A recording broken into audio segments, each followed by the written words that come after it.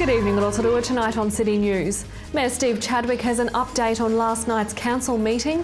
The Salvation Army shows off the potential of clothing from their store with a unique fashion show. And the Bay of Plenty Steamers thrash Hawke's Bay in their pre-season clash at the International Stadium. But first, Rotorua Police is investigating an aggravated robbery at the West End Tavern on Old Taupo Road. At about 12:30 p.m. yesterday, a man armed with a baseball bat managed to take money from the till before running from the tavern across Old Taupo Road and into York Street. He was seen getting into a white vehicle parked in York Street. He's described as a male Māori or Pacific Islander, about 6 foot tall and of fat build, wearing a light grey hoodie and creamy coloured trousers. Police would like to hear from anyone who may have seen this offender either before or after the robbery. The council has redebated the issue of holding a referendum on whether or not to add fluoride to the town water supply. With an update on last night's meeting, here's Mayor Steve Chadwick.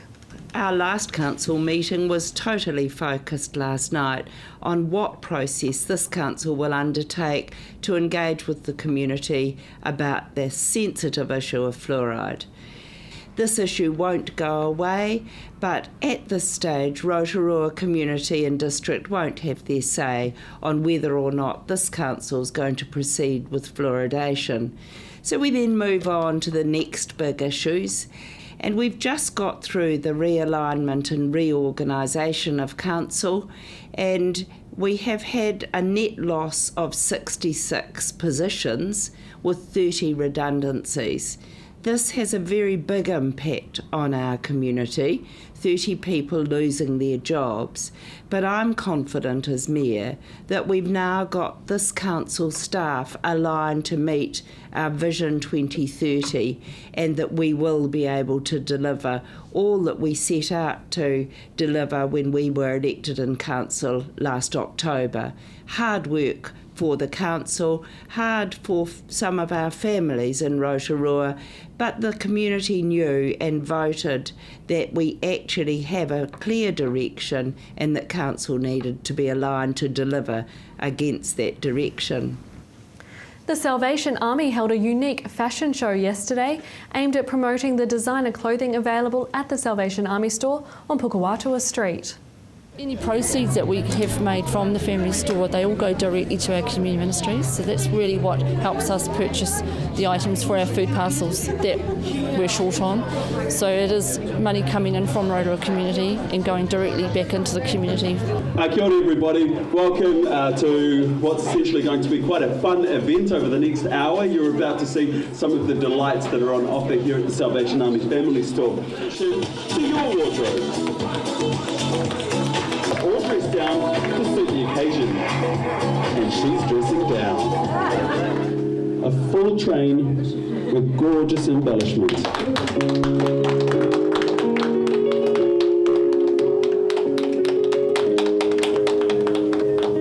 In sport tonight, the Bay of Plenty Steamers have won their opening pre-season match with a 35-0 victory over Hawke's Bay yesterday at the International Stadium.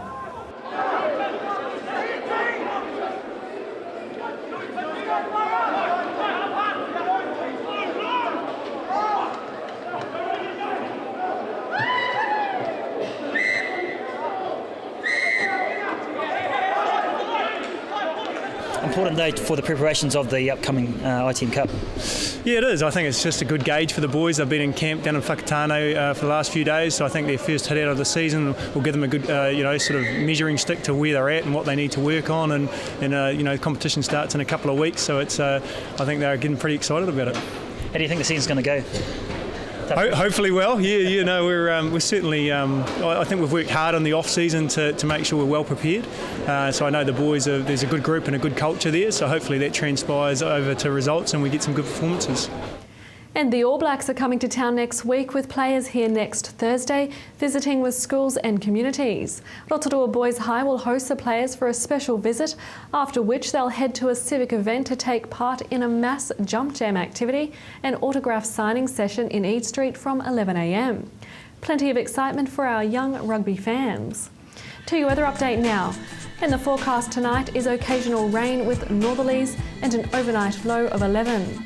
Still to come in tonight's program, we're with Darren McGarvey to talk about the upcoming Dragon's Den event, and we're at Waiariki to meet with the Head of Tourism and Hospitality, Bart Voss, and meet with tutors and students taking the course.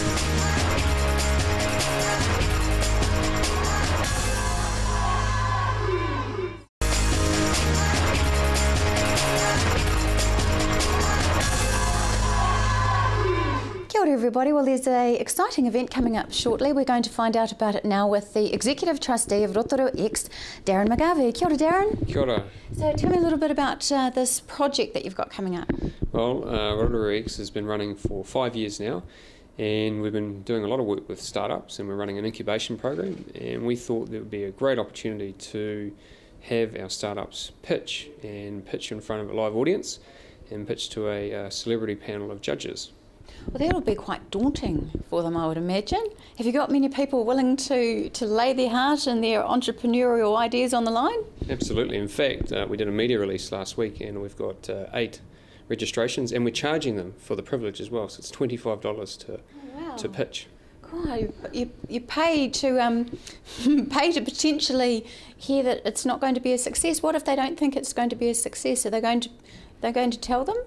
Well, this will be part of the process, of course, is giving them feedback on their pitch, and it's meant to be a fun and supportive environment, and it's not like a traditional Dragon's Den where someone shoots you down, hopefully. This is more about encouraging people to present ideas and get feedback from the Mayor, our local MP, and a couple of commercial investors as well.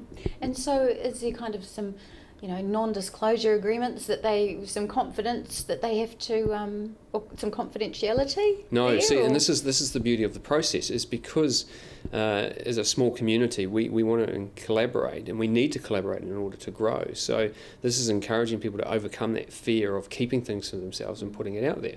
Because it's very unlikely when you're starting a business that someone, even if they come across your idea, are going to run out and start it.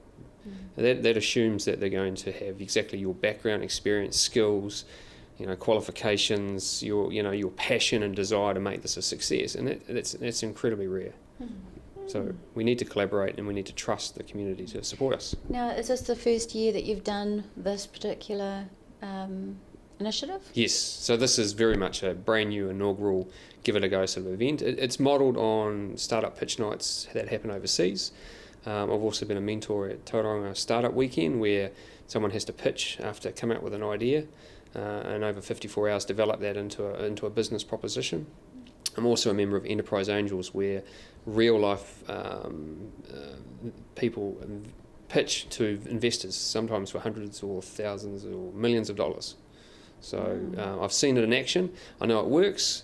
And I think that this community could really benefit from having a similar forum. Very much so.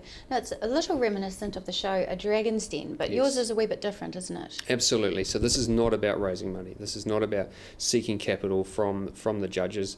This is really about just pitching and getting feedback on your idea. And if through that process, someone in the audience or one of the judges wants to explore it further, or has a network or connections they can connect you to, then absolutely, then that's a great benefit. But it's not about getting money. And people with money these days, are they impressed by financial projections, or are they impressed by passion? Certainly the latter is absolutely critical. When it comes to actually raising money, yes, you do need to demonstrate that you've given some thought to how the business is going to grow and how it's going to be funded. But this is not what we're looking for tonight for our event. And so, of the 8 that you've had, what's the range? Have you got some products? Have you got some services in there? What kind of things have you had so far? All sorts so far. So major events, retail shops that are looking to potentially franchise across New Zealand, online offerings. It's quite a diverse range, yeah. And it's surprising what Rotorua has in the way of new businesses. We've got a large number already. And so, the audience size, yes. Where is this going to be held, and how many people can get in? So we're at the Waiariki National Excellence in Wood building, I think it is. It's got a long title, and I understand the venue's limited to 60. So people that want to come along, it's going to be free, as are all our Connect events, but they will need to RSVP to be first in. That sounds like it's going to be a really good night, especially if you're not quite brave enough to get out there yourself, but you just would like to see how it's done and hear the feedback. Will the feedback be given to them on stage? Yes, absolutely. Yeah. So the intention is to have feedback as an important component, but we've got, I think, 5 or 6 judges, so we're not going to have time for everyone to get every piece of feedback from every judge, but we'll certainly give them an opportunity to hear from what the judges think. So who are the judges that you've got lined up so far? Can you tell us? Yes, absolutely. So we've got our Mayor, Steve Chadwick, MP Todd McClay, Labour Party candidate Tamati Coffey. We've got a gentleman from an organisation called Snowball Effect that do equity crowdfunding, and he's coming down from Auckland to judge, and a local boy, or local man I should say, Ryan Holmes, who's also a member of Enterprise Angels and is a savvy commercial investor. Wonderful. Sounds like it might be the place to be. So just again, let us know when, where, how you can get there. Yep, so Friday 15th of August from 6 p.m. at Wairiki. All comms through either our Facebook page, which is just Rotorua X, or rotoruax@gmail.com. Nice. So you're going to be there? I'm emceeing. Okay, you're definitely going to be there. Good Yeah, stuff. absolutely. Well, thank you so much, and hopefully it goes well. Thank you very much. Cheers.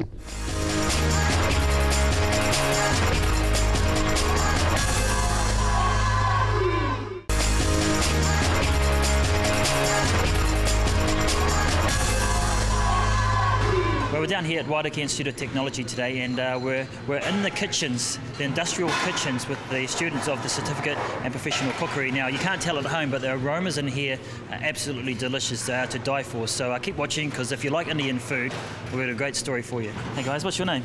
My name's Piri. Yeah, Penny. What's the secret to cooking a good garlic naan?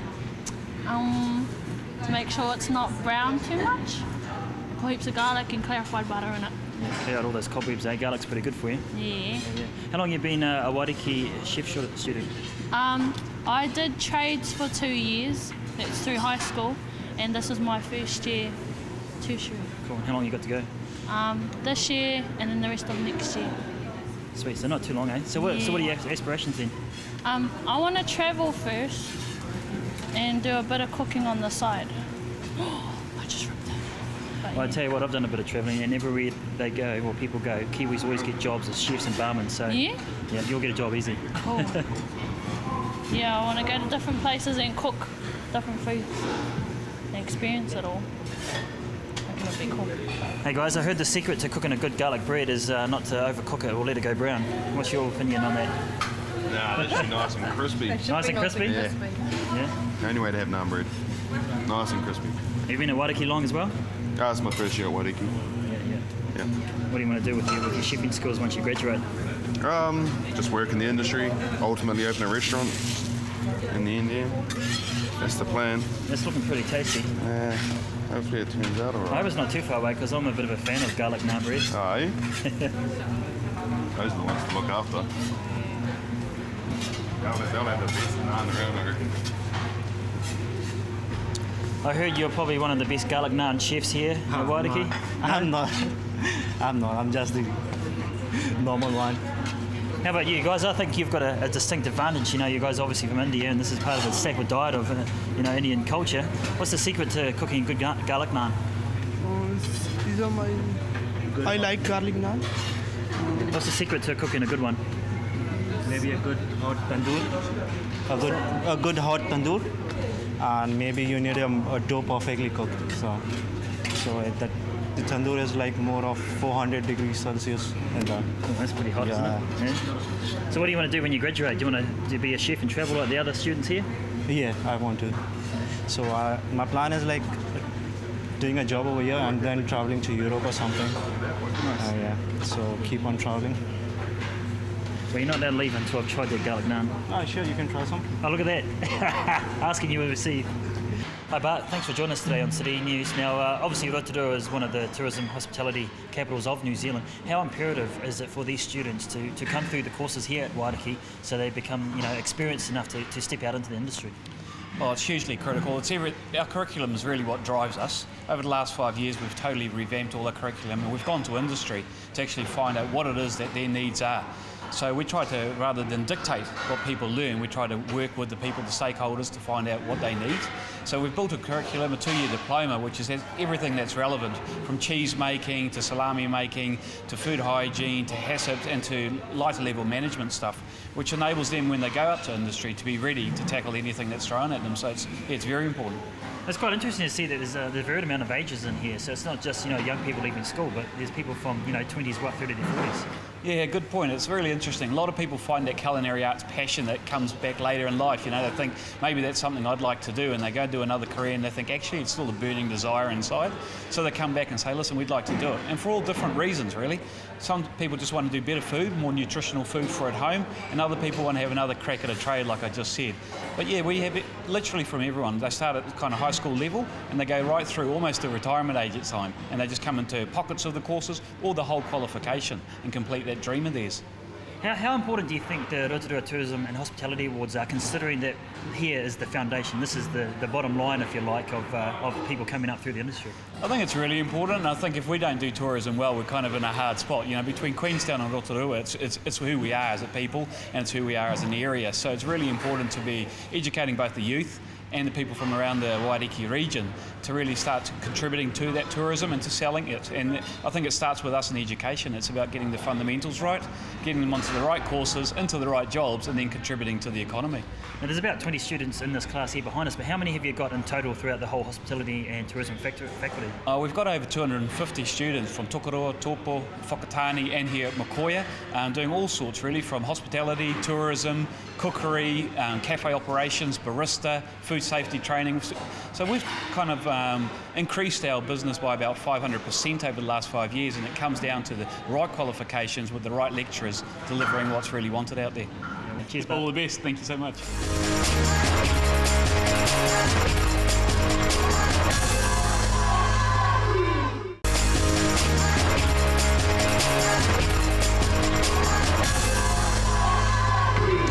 Hey Steph, I saw your dish over there. I can actually smell it and I can feel the aromas almost stinging my eyes and my taste buds. How long does it take to put together an Indian curry like this?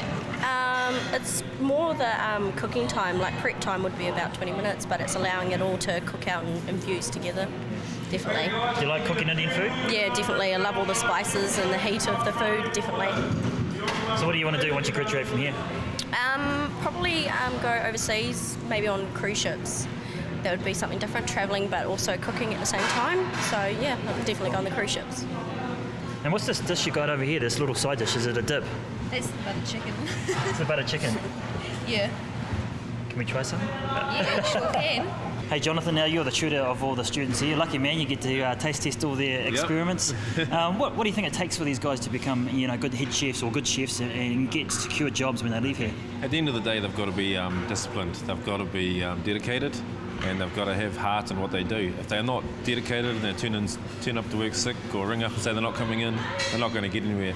So they've got to realise that they've got to be able to work on time, they've got to work for as hard as they can, and then do that every day. And then eventually you'll get to learn a lot more, because people will show you how to learn, show you things, because they can see that you're really trying to learn. Yeah. But you've just got to be clean, tidy and reliable. That's your biggest thing the industry wants. They can teach you the rest. That's very true. Now, with all coaches and teachers and tutors, there's always the eye out there to look for the next master chef or the next best rugby player or cricket player. Have you got a couple in your class? Yes, I've got a couple of young girls that I actually took to do a charity dinner right at the start of the year for the Ronald McDonald House, the supper club, and we went out to a fine dining lodge and did the cooking there. And so there's a couple there, and there's a few that I sent to help out at the Hospitality Awards as well. So I have got a few. Most of the time I'm a bit iffy to start with, because it's my name, until they prove themselves, and then they can go from there. But there is some very talented ones in here, and there's a real range of age in here as well. Do you think the Indian students have got a bit of an unfair advantage over the New Zealander students, obviously, when it comes to Indian food? Yeah, today is the only day that they've really had that. Otherwise, English is a big thing, and it's hard for them to understand sometimes. Throughout their whole course or the program here at Wairiki, how many opportunities actually pop up for them to go out and do things like you just said at their charity dinners? Yeah, we have a few. We also have a Facebook page that people from the industry send us in for jobs, and it goes on the Facebook page, so there is a lot of jobs coming in. And we seem to be getting a better and better reputation for ourselves, because we're getting more and more people from the industry wanting our students to go and help. And you probably want them at a level before you actually even send them out there, wouldn't you? Yes, again, it's our reputation, yeah. And we've all been executive chefs and stuff in the industry, so it's our name.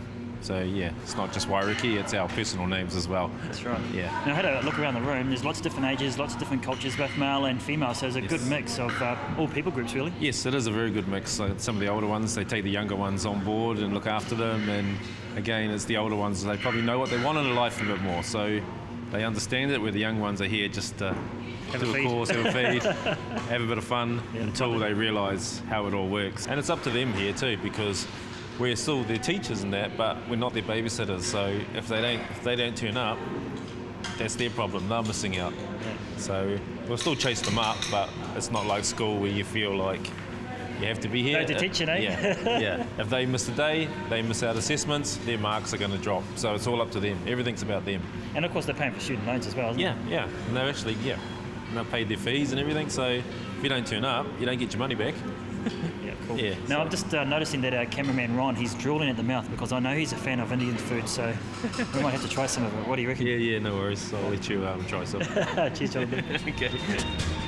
If you'd like to watch the show again, visit our website tv.rotorua.co.nz, or to contact the station, call 07 3488 984. Thanks for watching tonight. We hope you have a wonderful weekend.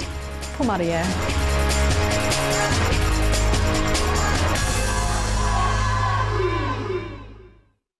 Supporting local content so you can see more of New Zealand on air.